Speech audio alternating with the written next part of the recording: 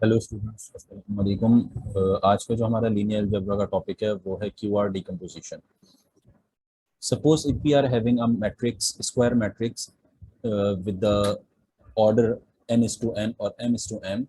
तो यहाँ पे हम जो है क्यू आर डिकम्पोजिशन किस तरीके से अप्लाई करते हैं और उसका क्या मतलब है। अगर एक मैट्रिक्स मेरे पास A है फॉर एग्जांपल, जिसका रो और कॉलम दोनों बराबर हैं as given in the particular question, जिसके अंदर हमारे पास 3 रोज और 3 कॉलम्स हैं, तो हम यहाँ पे मैट्रिक्स को स्प्लिट करते हैं और मैट्रिक्स को स्प्लिट करके हम इस तरीके से लिखते हैं A is equals to Q are.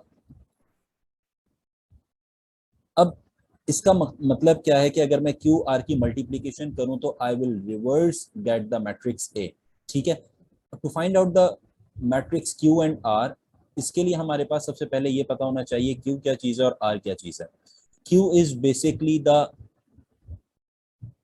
Matrix orthonormal basis,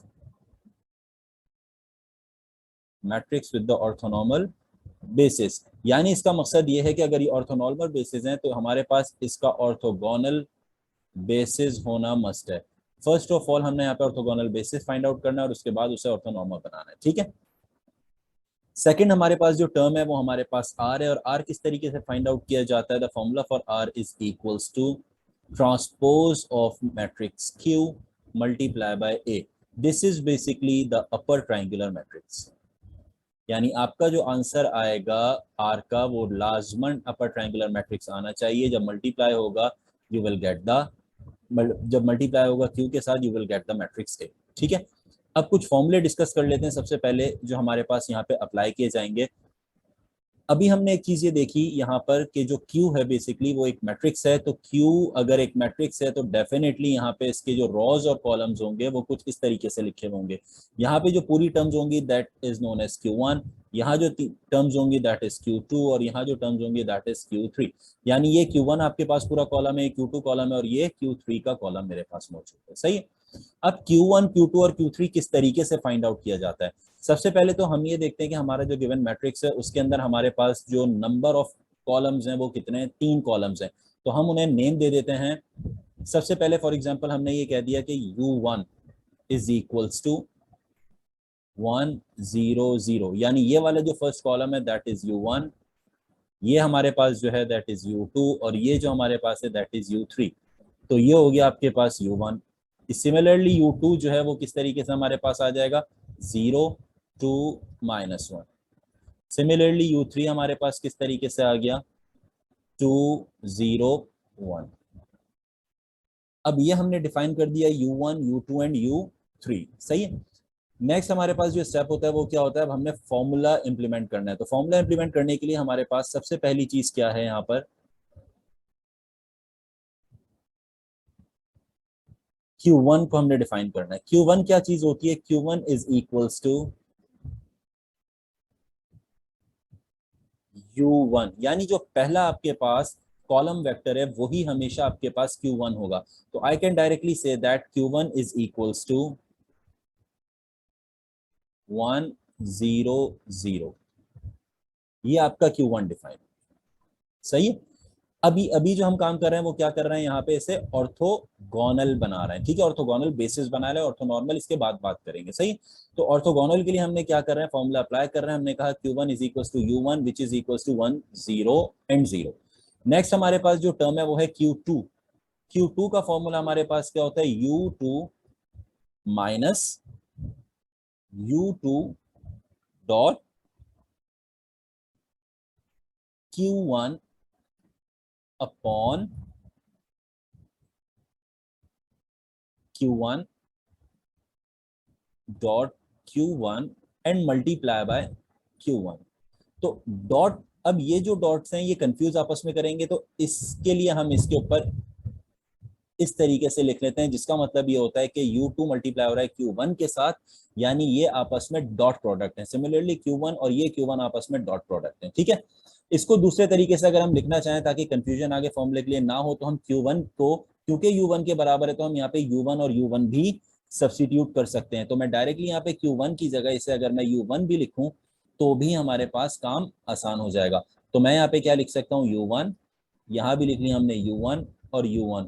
क्यों लिखा है, क्योंकि as we know that since Q1 is equals to U1, तो इसलिए हमने यहाँ पे ये फॉर्मूला लिख लिया और यहाँ भी चेंज हो जाएगा आपके पास, ये हो जाएगा U1, sorry this is U1 and U1, ये आपके पास फॉर्मूला बन गया। ठीक है, अब जो आपने काम करना है वो हमारे पास क्या है, Q2 की वैल्यूज फाइंड आउट करनी है। Q2 के लिए सबसे पहले जो हमने काम करना है वो काम किया है कि हमने इनके इनकी जो है डॉट प्रोडक्ट फाइंड आउट करना है। तो डॉट प्रोडक्ट हमारे पास क्या हो जाएगा, U2 डॉट U1। अब ये जो U2 और U1 हमारे पास है, ये किस तरीके से निकलेगा, U2 की पहले देख लेते हैं हमारे पास क्या वैल्यूज थी, 0 2 -1 डॉट, और हमारे पास U1 क्या है, 1 0 0। इसको जब सॉल्व करेंगे, 0 multiply by 1 will give me 0, then 2 multiply by 0 will give me 0 and -1 multiply by 0 will give me 0। So answer is 0। यानी ये जो मेरे पास पूरी जो ऊपर वाली टर्म थी U2 डॉट U1, ये वाली जो पूरी टर्म थी, ये पूरी जो बराबर हो गई, किसके बराबर हो गई, 0 की। और कोई भी टर्म 0 से मल्टीप्लाई हो या डिवाइड हो, उसका आंसर क्या आ जाता है, 0। तो I can directly say that in this condition Q2 is equals to U2, क्योंकि ये पूरी टर्म तो 0 हो गई और U2 किसके बराबर है हमारे पास यहाँ पर, 0 2 -1। सो गाइज यहाँ पे हमारे पास दो वैल्यूज निकल के आ गई हैं, एक आ गया Q1 जो हमारे पास ये पूरी टर्म है, और एक हमारे पास यहाँ पे आ गया है Q2। अब जो हमारे पास काम करना है वो क्या है, Q3 के लिए वर्किंग करनी है। सो गाइस Q3 हमारे पास क्या हो जाएगा formula, Q3 is equals to U3। ठीक है, U3 में से सब्ट्रैक्ट हो रहा है, क्या चीज सब्ट्रैक्ट हो रही है, U3 dot product with U1 upon U1 dot product with U1 and multiplying by U1।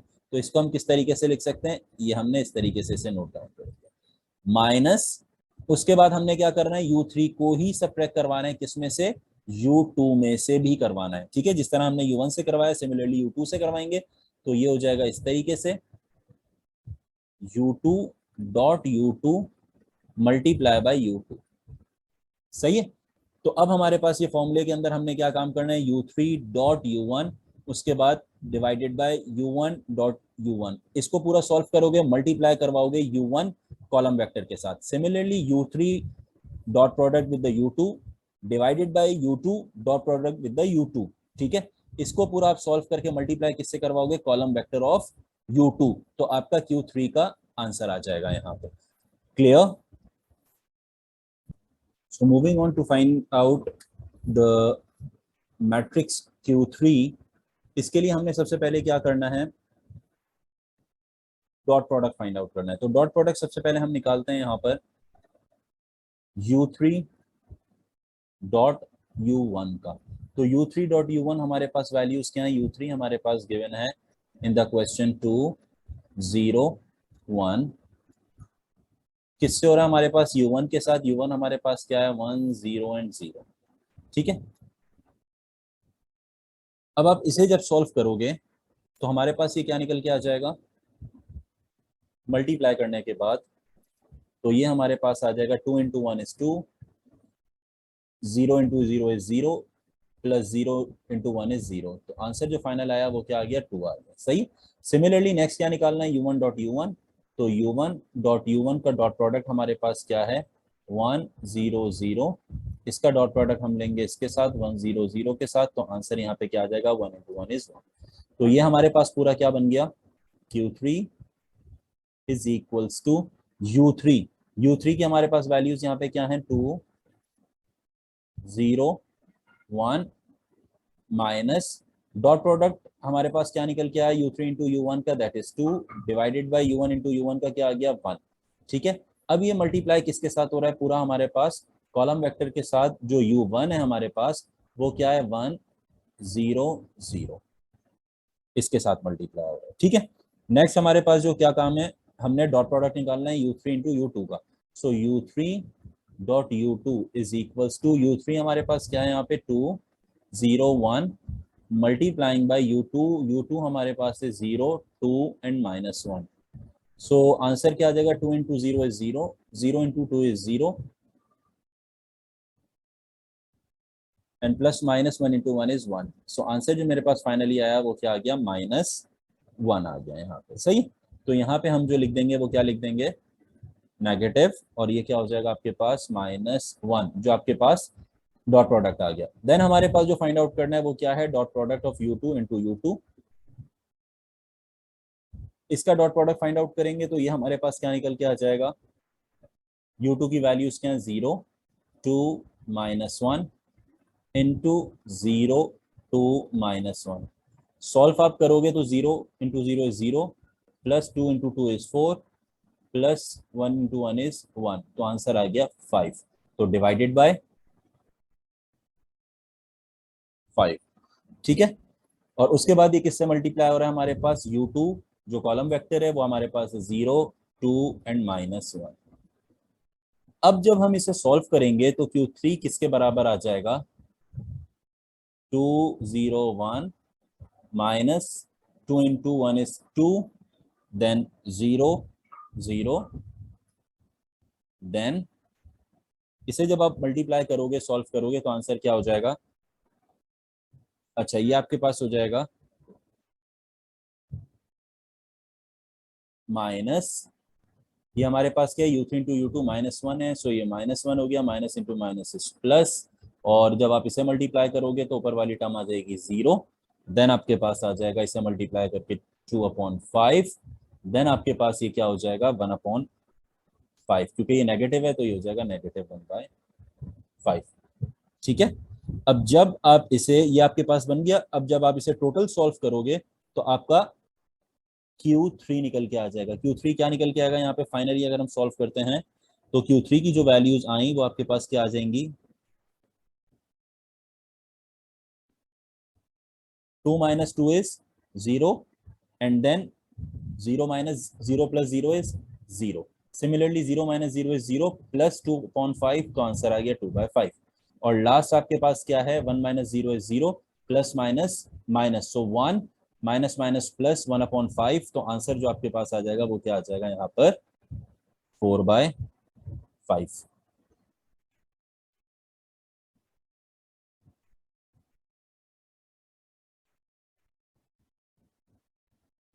ये आपका क्या आ गया, Q3 फाइंड आउट हो गया यहाँ पर, दैट इज Q3, ठीक है। अब हम जो है इसका ऑर्थोनॉर्मल फाइंड आउट करेंगे। So before finding the orthonormal हम जो है इसे मैट्रिक्स फॉर्म में लिख लेते हैं। तो हमारे पास जो ऑर्थोगोनल है, यानी जो हमारे पास मैट्रिक्स बना वो किसका बन गया, ऑर्थोगोनल बेसिस का। अब ऑर्थोगोनल बेसिस का जो मैट्रिक्स बना है वो हमारे पास बेसिकली क्या है,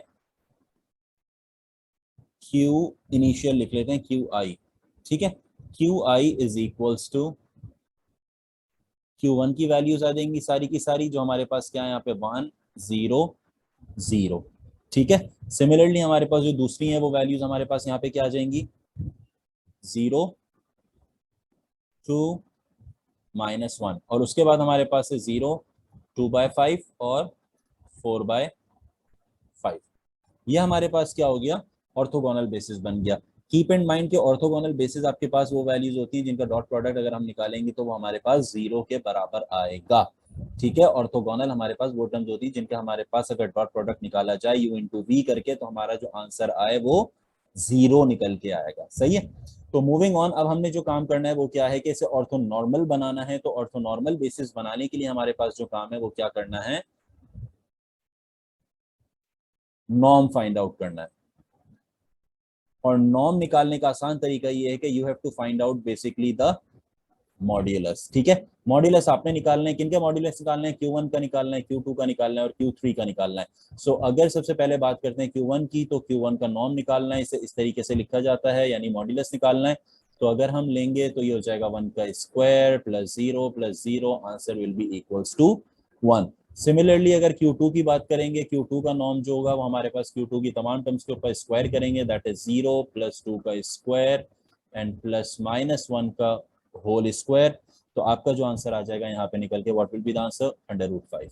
सिमिलरली Q3 की बात करेंगे तो Q3 आपके पास जो हो जाएगा वो यहाँ पे क्या हो जाएगा, 0 का square 0 plus 2/5 whole square, similarly plus 4/5 whole square. तो आपका जो फाइनल आंसर आ जाएगा वो क्या आ जाएगा यहाँ पे, √5/2। ये जो हमारे पास आ गए Q1 Q2 Q3 के नॉर्म्स फाइंड आउट होगा, सही है। तो अब जो हम कर रहे हैं वो क्या है, ऑर्थोनॉर्मल बेसिस का मैट्रिक्स बना रहे हैं, जो हमारा फाइनली बेसिकली Q था, जो हमारी रिक्वायरमेंट थी, ये वाला जो Q था, ठीक है। तो वो जो हमारे पास है इसको हम लिखेंगे तो ये बन जाएगा Q इज इक्वल्स टू, अब जो वैल्यूज आएंगी वो क्या आएंगी, जब 1 को डिवाइड करवाएंगे इसके नॉर्म के साथ, यानी Q1 को होल डिवाइड करवाएंगे इसके नॉर्म के साथ, तो ये आ जाएगा 1 0 0। सिमिलरली Q2, जो पूरा Q2 है, इसको नॉर्म के साथ जब डिवाइड करवाएंगे आप, तो ये हो जाएगा 0 divided by √5 is 0, then 2 divided by √5, similarly -1 divided by √5, सही है। इसी तरीके से Q3 को जब आप इसके नॉर्म के साथ डिवाइड करवाएंगे फॉर द ऑर्थोनॉर्मल बेसिस, तो आप जब इसे सॉल्व करेंगे तो पहला आंसर तो हो जाएगा आपका 0 डिवाइड होने के बाद। नेक्स्ट जब आप करवाएंगे सॉल्व तो पहला आंसर आएगा आपके पास 1/√5, और उसके बाद आपके पास आंसर आएगा 2/√5। So this is basically the orthonormal basis, जिसके आपके पास जो है यहाँ पे जो मैट्रिक्स है वो ऑर्थोनॉर्मल बेसिस है यहाँ पे, जिसकी जो वैल्यूज है वेक्टर्स हैं बेसिकली। तो ये आपके पास क्यू फाइंड आउट हो गया, और ये जो पूरा प्रोसेस होता है, इस प्रोसेस को जो हमने क्यू फाइंड आउट करने के लिए अप्लाई किया, this process is known as Gram Schmidt process.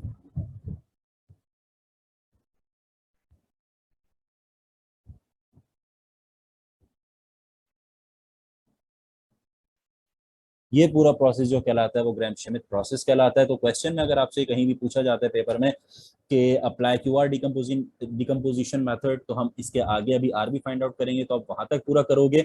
और अगर क्वेश्चन में आपसे बोला जाता है कि आपने सिर्फ ग्राम श्मिट प्रोसेस लगा के क्यों फाइंड आउट करना है, तो आपने यहाँ तक जाके अपने क्वेश्चन को स्टॉप कर देना है। So moving on to find out the values और द मैट्रिक्स आर, तो हम आगे क्या करेंगे, moving on to find out the matrix R, the formula for finding R is equals to transpose of Q multiply by A।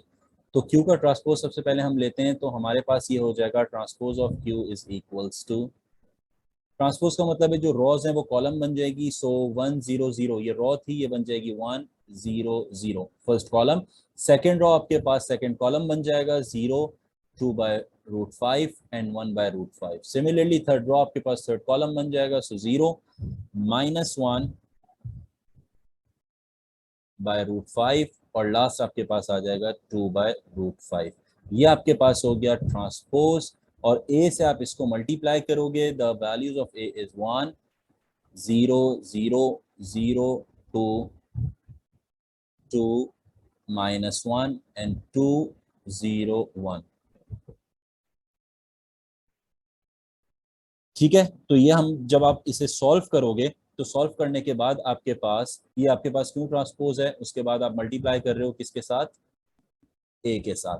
तो जो total solve करोगे तो आपका आर निकल के आ जाएगा, जो ड्रॉ इनटू कॉलम मल्टीप्लिकेशन से सॉल्व होगा। तो मेरे पास सॉल्व है, तो हम डायरेक्ट इसे आंसर इसके लिख लेते हैं। एज आई अज्यूम दैट आपको मल्टीप्लिकेशन मैट्रिक्स मल्टीप्लिकेशन आती है, तो इसको हम लिख लेते हैं इस तरीके से 1 0 0 then 0 √5 0 then 2 -1/√5 and 2/√5. These are the values which I found out after the matrix multiplication of transpose of Q and A. तो ये आपका यहाँ पे R फाइंड आउट हो गया, ठीक है। अब यहाँ पे R अगर आपका फाइंड आउट हो गया है, तो फाइनली हमने यहाँ पे क्या करना है, सब्स्टिट्यूशन करनी है। किसमें सब्स्टिट्यूशन करनी है, जो हमारा पहला वाला फॉर्मूला था, जो फॉर्मूला था this one, A is equals to QR, ठीक है। जब हम यहाँ पर अपनी वैल्यूज को सब्स्टिट्यूट करेंगे, तो हम देखते हैं कि हमारे पास क्या टर्म्स यहाँ पे, यानी क्या हमारे पास बनेगा।